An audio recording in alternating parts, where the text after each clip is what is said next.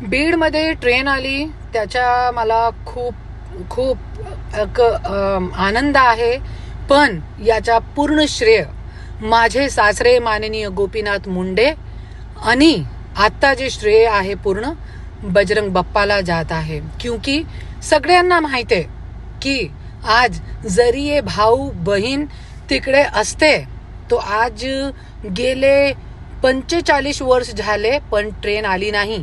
जरी हे लोक असते ना आता पण ट्रेन नाही आली असती. पण आज बजरंग बाप्पानी खूप पाठपुरावा करून फॉलोअप घेऊन संसद भवनमध्ये मोदी साहेबांशी अमित साहेबांशी बोलून आज बीडमध्ये ट्रेन आणली. याचा मी खूप खूप धन्यवाद करते. आणि बजरंग बाप्पा तुम्हाला खूप खूप आभार.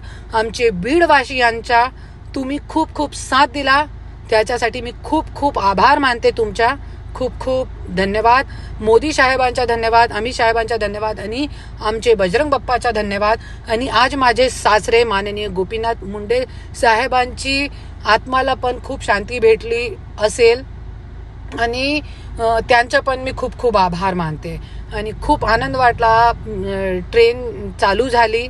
माझी पण तब्येत प्रकृती ठीक नाही होती त्याच्यासाठी मी अभिवादन नाही केला. मी आली नाही तर मी स्वतः येणार होती. जय हिंद, जय महाराष्ट्र. सगळे बीडवासियांना खूप खूप धन्यवाद. आणि बजरंग बाप्पा तुम्ही असंच काम करत राहा. आणि हे दोघे जे भाऊ बहीण आहे त्यांच्या मार्केट